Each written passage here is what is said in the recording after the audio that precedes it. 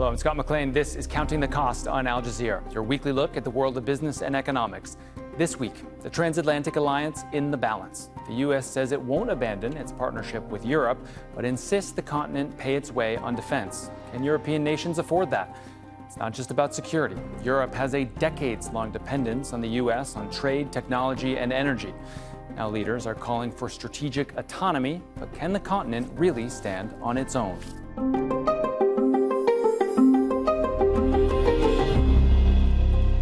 The West's most powerful alliance is under strain like never before. U.S. President Donald Trump has imposed tariffs on European goods, made a bid to take over Greenland, and demanded Europe foot the bill for its own defense. European leaders now fear the era of American protection may be over. They're accelerating efforts to reduce their military, trade, and economic dependence on the U.S. At the Munich Security Conference, Secretary of State Marco Rubio insisted his nation is not walking away from its allies, but few in the room were convinced. Instead, leader after leader took to the podium with the same message: Europe must stand on its own feet. But is the continent's push for strategic autonomy a turning point or just rhetoric? Fintan Monahan reports. European leaders arrived at the Munich Security Conference with a message for the world. The bloc is ready to carve out its own destiny and be taken seriously on the world stage. Europe has to learn to become a geopolitical power. It was not part of our DNA. We conceived ourselves as a political construction to provide peace. We delivered. Second, a single market to provide growth and prosperity. We delivered. Now we have to reform it in this new order. This comes amid a growing rift with the United States. Last year, U.S. Vice President J.D. Vance used his speech at the conference to berate Europe. He accused the EU of ignoring voters' concerns on immigration and suppressing press freedom. Later that year, a U.S. national security report expressed concern that European economies and militaries may not be strong enough to be reliable allies, and that the continent was at risk of civilizational erasure. But now Europe is pushing back against those claims. A true ally takes his obligations seriously. No one forced us into the excessive dependence on the United States that we have found ourselves in recently. This immaturity was our own fault. Europe and the United States have been close allies for decades, but the relationship has become increasingly strained. The two sides did around $1 trillion in trade in 2023. At that time, the EU was running a trade surplus. But since then, the bloc's accepted a 15% tariff on its goods after pressure from the Trump administration. The NATO alliance brings the US and Europe together on defense. But the US military budget is 60% of total defense spending in the alliance. It's given rise to a perception among Americans that they're footing the bill for European security. And the war in Ukraine led Europe to move away from Russian energy imports. But that's led to a growing dependency on US natural gas. In 2025, the EU sourced more than 50% of its LNG from the US. A number analysts say could grow to more than 80% by 2030. European attendees in Munich this year were prepared for another lecture from the American representative. But what Secretary of State Marco Rubio delivered surprised many. We care deeply about your future and ours. And if at times we disagree, our disagreements come from our profound sense of concern about a Europe with which we are connected, not just economically, not just militarily. We are connected spiritually, and we are connected culturally. We want Europe to be strong. We believe that Europe must survive. A more conciliatory stance from the US, and hopes that the partnership can be salvaged. But it remains to be seen if policy in trade, defense, and energy matches tone, and whether the Western alliance will pull back together or drift even further apart. Fintan Monahan, Al Jazeera, for Counting the Cost. And to discuss further, let's bring in our panel from Brussels, Rebecca Christie. She is a senior fellow at Bruegel, a European think tank that specializes in economics. And from London is Mujtaba Rahman. He is the managing director for Europe at the Eurasia Group.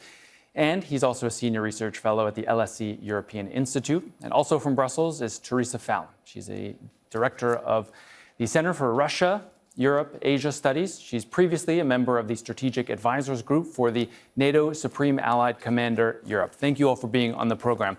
One of the biggest questions facing Europe right now is, were a global power, say Russia or China, to invade Europe, would Europe be able to defend itself on its own without the United States? And before I get you to answer that question, Teresa, I want to just play for you what the Secretary General of NATO, Mark Rutte, said about this question last month. Listen.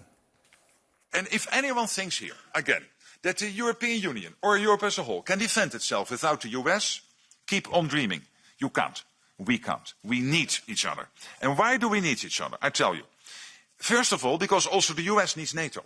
Okay, Teresa, do you agree? Should we keep dreaming that Europe could actually defend itself? Well, that's the whole idea of the alliance. So that's what the Trump administration is pushing for Europe to do. We should remember it's not just the Trump administration that has been talking about this. If we go back to the 2011 farewell speech of Robert Gates, he warned Europe that the underspending, the deliberate self-enfeeblement of Europe would actually have a serious blowback. American voters are kind of tired of footing the bill. As you noted, 60% of the NATO budget is from the US. So Europe is bigger and even has a huge economy equal to the US. So why can't they pick up the bill? I think for their own self-respect, they need to do that. So we noticed at the time of President Obama, who was very popular in Europe at the time, and he called Europe free riders. So when the US announced under the President Obama administration that they wanted to pivot to Asia, it seemed almost impossible to do because they kept getting pulled back to Europe or to the Middle East. The Europeans have not really been good at burden sharing. We heard in your run-up that Merz said that it was their choice to do this.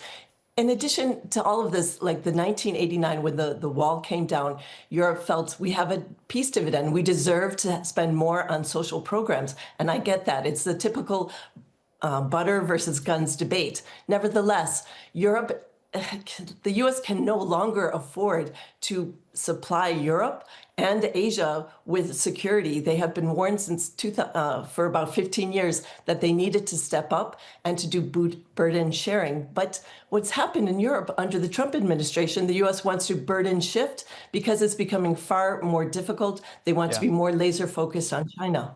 All right, so let's take a look at whether Europe is actually a bunch of free riders, as Obama pointed out. So let's look at defense spending. So in 2024, NATO's European nations and Canada increased their defense budgets by 20%. Last year, military spending by EU member states climbed to more than $450 billion. All NATO member countries are now meeting or exceeding NATO's target of spending 2% of GDP on defense. Alliance leaders in June raised the bar even further to 5% of economic output by 2035. Replacing America's military presence in Europe, though, could run to around $1 trillion, according to the think tank, the International Institute for Strategic Studies. So, Mujtaba, to you, how likely is it that Europe will actually be able to come up with this $1 trillion and replace the need for American military presence on the continent? Well, as your opening suggested, I do think there has been a reckoning in Europe that the alliance is not going to revert back to an equilibrium that the Europeans came to, as Theresa said, ultimately depend on, and that over the medium to long term, Europe does need to do more for its own security and defense. You're seeing that reflected explicitly in the Ukraine theater, where Europe is now fully responsible for the provision of aid to Ukraine. They are purchasing weapons from America in the NATO context, and then sending those arms to Ukraine. And so I think that is a very short-term and immediate example of the burden shifting that Theresa was talking about. Over the medium to longer term, I think Europe is on a trajectory to increase its defense spending to the 5% target agreed in The Hague last year. Some countries have a pathway. Some countries are already there. Some countries have a fiscal pathway to get there. Others are going to struggle. Other big NATO and EU members are going to struggle. I would point to the UK that has a plan to get to around 2.7% by the end of next year, but no real fiscal pathway beyond that has yet been articulated. And of course, a country like France, the minority government of Sébastien Lecornu, has recently managed to pass a budget that will keep the deficit at around 5% of GDP for this year. There is no credible political or fiscal pathway for France to get to 5% by 2035. And of course, a lot will hang on the outcome of French presidential elections in April and May next year. So there is a mixed picture at the national level. That being said, I do think Europe has made a strategic commitment to become more militarily autonomous from America, and that trajectory, I suspect, will continue over the course of the next decade. It sounds like there's still some holes in the plan. Rebecca, look, this was brought into very sharp focus last month when there were serious concerns that the U.S. may actually take Greenland by force. There were a few European troops that were sent to the island, sort of symbolically, per se. But President Trump at the time, I think he described Greenland's defense as 2 dog sleds. Clearly, he was joking there. But does he have a broader point, though, that Europe has underinvested in its own defense for too long? And I wonder, from the economic point, if Europe were to actually put its money where its mouth is and spend more money, would that help boost economic growth? A lot of ideas in that question. I would separate them out to say, first of all, that Greenland has historically been a place where the US and Europe have cooperated.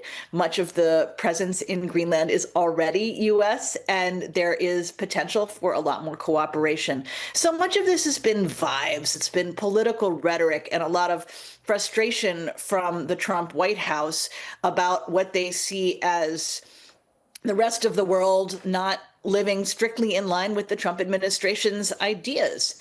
That sort of friction is going to continue for the rest of this administration. It doesn't mean that there will never be good cooperation again or good security cooperation between the two sides. In terms of defense spending and economic growth, Europe is moving pretty quickly at working together to find ways to advance on this. The use of common debt to come up with money for Ukraine was a huge step. You'll notice that much of the debate was the technical side of how they would do that and not the question of would they give the money to Ukraine in the first place. This is a big advance from where we were just a couple of years ago. Europe is stepping up. It is meeting the challenge, not as quickly or maybe with as much future visibility as people might like, but there's a lot going on here. Yeah, I wanted to dig deeper into something that Teresa said when you talked about Marco Rubio's speech at the Munich Security Conference, and he talked about, what happened and the mood after the Berlin Wall came down. And he said that, described a world where globalization was the new world order and that perhaps, nationhood, defense were a lot less important. And I just want to play you a quick clip of what else he said after that. Listen. We increasingly outsourced our sovereignty to international institutions while many nations invested in massive welfare states at the cost of maintaining the ability to defend themselves. This, even as other countries have invested in the most rapid military buildup in all of human history and have not hesitated to use hard power to pursue their own interests. Teresa, does Marco Rubio have a point? I think with the fall of the Berlin Wall and the idea that the end of history had occurred and we no longer had to worry about these kind of struggles made everyone rather complacent. And Europe has really benefited from a wonderful welfare system. But at the same time, I don't think in history any countries have helped their adversary rise so quickly. We saw a lot of investment in China, a lot of technology transfer, believing that they would be, once we embrace China and hug them, they will be just like the West, and that hasn't worked out. So the U.S., it's even questionable whether, if they do focus on China now, if they can possibly change the situation, because things have been moving so rapidly under Xi Jinping's leadership. And they are leaders in several technological areas that the U.S. Has to admit that China is ahead of them. So I think that the way the world has turned out was really based on lack of strategic thinking. We heard earlier that the Europeans now want to be a geopolitical player, but I've been in Brussels long enough to remember that was always used as an excuse. Europeans would say money has no color, we don't do geopolitics, as if saying that was a good thing, that we not doing geopolitics, not thinking about the bigger picture or the longer term strategic interests was something that they had to do. Mujtaba, you're there in London. I want to ask you about some statistics that you probably are already aware of. So in the United Kingdom, they are spending right now more on disability benefits alone than they are on their entire defense budget. This isn't even counting housing benefits. This isn't even counting other welfare benefits. And I wonder, does boosting defense spending in Europe have to come at the cost of welfare spending? I think it does, but just to step back from your question, to draw the points that Rebecca and Theresa have made, Europe is confronted by an external triangle, a challenge that's a menacing Russia, a China that is attempting to destroy the European industrial base, and America that is no longer reliable.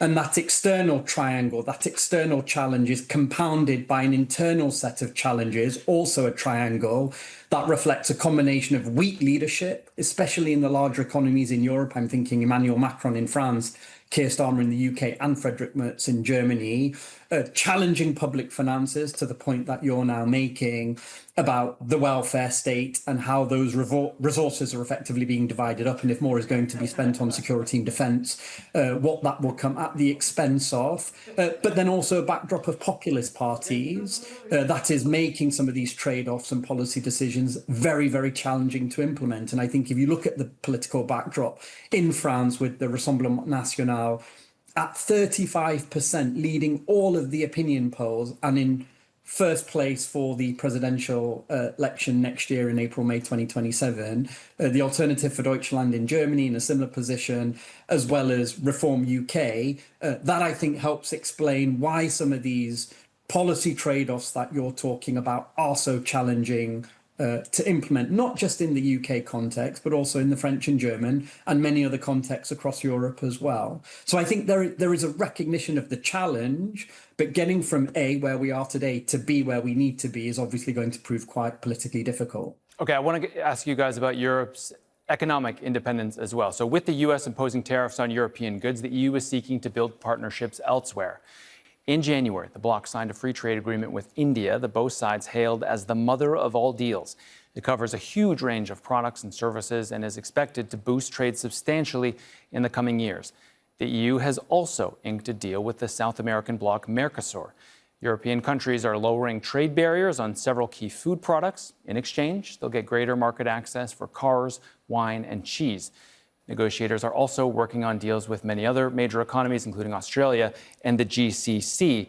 So, look, Rebecca, back to you for a second. Can, say, Mercosur in South America, can India really replace what Europe has already with the United States, even if they have to pay a 15% tariff?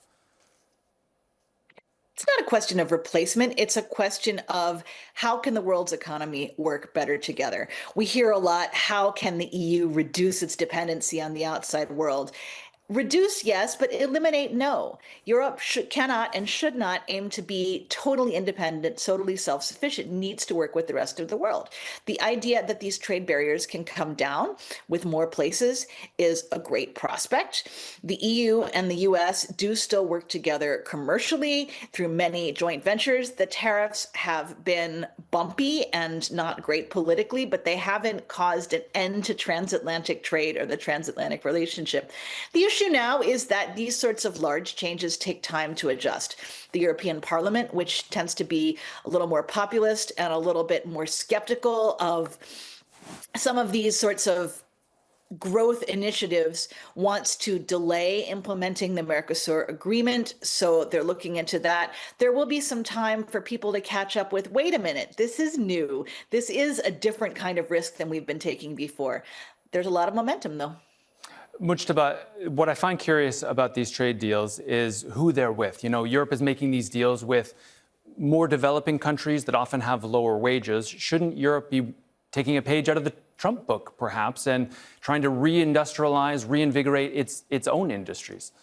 Europe obviously does need to move to reduce internal barriers within the single market. And Mario Draghi, former ECB president, has obviously provided the Bible of what that economic reform agenda needs to look like.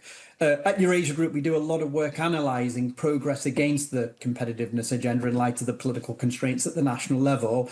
And what you see is elements of the agenda that are more straightforward, things like simplification, even the green transition, defence industrial policy cooperation, they are moving, but more fundamental elements that would contribute more, I think, robustly to economic growth, like capital markets union, like ultimately developing a tech ecosystem within the EU to reduce dependency on America, these things would support growth far more robustly than is currently the case. So I think you need both the external economic agenda, but you also need to move forward on the internal economic agenda as well. So, Teresa, right now, Europe is, correct me if I'm wrong, building its own tanks. They're building their own jets. They're still, though, relying on the United States for intelligence, satellites, command systems, militarily at least.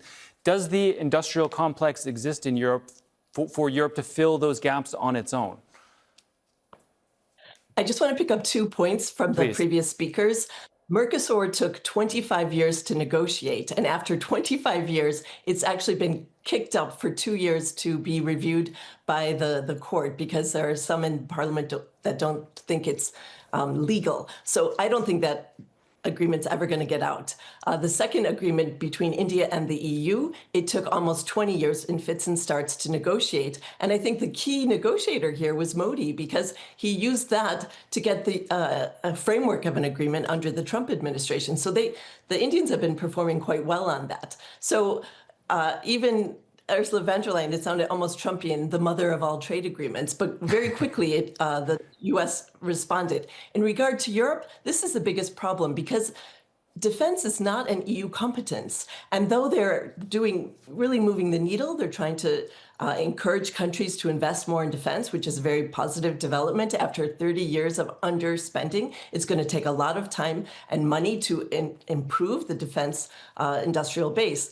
But each member state is jealous of their own industry. In the US, for example, they only manufacture one tank with some variants, so the Abrams tank. In Europe, there are 14, and this is not doable. And very kindly, the Europeans have been sharing howitzers, but they make 15 different types of howitzers. So it's very difficult to get these projects off the ground. And we saw this kind of Franco-German project back in 2017 to demonstrate Franco-German cooperation. This is before the war in Ukraine, and that kind of has crashed and burned.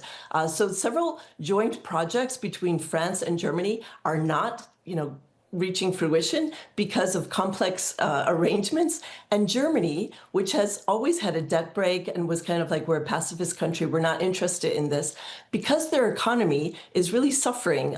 They've had 4 years of stagnation. Under Merz, they're trying to kind of spend their way out of this type of recession. So we're seeing the German car industry, China announced way back over 10 years ago, this is what we're going to do. We're going to focus on EVs. Everyone had a heads up, a warning, but Germany kind of doubled down on investing in internal combustion engines. And now they're kind of finding themselves really in a difficult situation. So some of the car industry factories are being refitted for the defense industry. But analysts have suggested that for every dollar spent, they only make 50 cents profit. So will this last long term? What will be the political will on this? And the problem is, when you focus so much on defense spending, which Germany is doing, this makes your neighbors rather nervous for historical reasons. So we see Poland, France, everyone's getting a bit uncomfortable with Germany's positioning in defense spending. Okay, so Mujtaba, last question to you. Look, Teresa describes a world where 27 European EU countries are maybe pulling in different directions when it comes to defense manufacturing. Is Europe's real problem that they're not very cohesive? No, I don't agree with Teresa. Just quickly on the trade side, past precedent suggests that when the court looks at trade deals, they make very peripheral, very marginal amendments, if any, and the Commission can still provisionally apply and bring into force the trade aspects of the deal. So I don't agree with the view that it won't be implemented. I think we will see it come into force quite quickly. On defence, industrial policy cooperation, yes, absolutely. I agree with Teresa. I think she's right. But part of what the European Union is now trying to do, as Rebecca said, is through common financing and through loans, 150 billion worth of loans, foster and sponsor more defence industrial policy cooperation.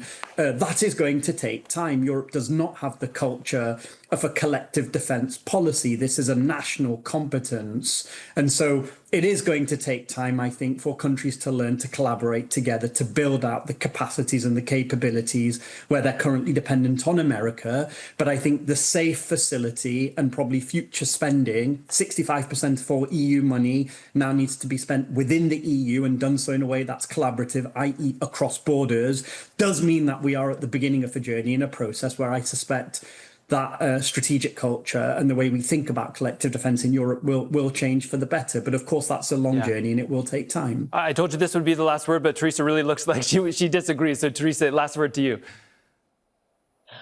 Well, yesterday it was announced by Merz after the meeting between France and Germany that everyone was expecting some sort of nuclear deal to come out of it. Merz said, no, we're not going to get involved in that. So the idea that no nuclear umbrella, which is key to deterrence and deterring Russia, Germany said, no, we're not going to cooperate on that. So I think this idea means that the U.S. is still necessary because of the nuclear umbrella. And the Eurofighter, there are several other projects that France and Germany have been traditionally cooperating on. But France is used to getting German money and running the show. And now Germany under Merz is kind of far more skeptical. So these projects are really falling apart. So the idea, and the EU is the Commission is trying to knit these projects together, have cross-border cooperation. But what we're seeing now is a very different game. So the irony or the paradox of all of this is, I mean, it's not, if you look at 1 trillion that's needed, the EU, the Commission is pledging some funds for loans, but the reality is the more money that's being pledged, member states are kind of like, I should just do this myself. So even though the Commission is trying to prompt these countries to cooperate, the reality is Germany really wants to stand on its own on this. And they don't see, as Merz said, a proper future cooperation with France on these projects.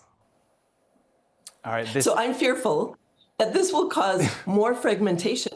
And there are centrifugal forces that have been unleashed by this type of uptick in defense spending that others haven't really thought about. We see Poland very fearful of a stronger Germany, unlike what Radek Sikorski said about 15 years ago. What we fear is a weak Germany rather than a strong one. Now they're getting a stronger Germany, and people are having second thoughts. All right, Rebecca, very quickly. It's really a leap to draw all these things together and say that Europe is just failing and the US is going to have to be in charge. Defense acquisition is hard, particularly for these big ticket systems. The US had to completely throw out its future combat systems of army reform.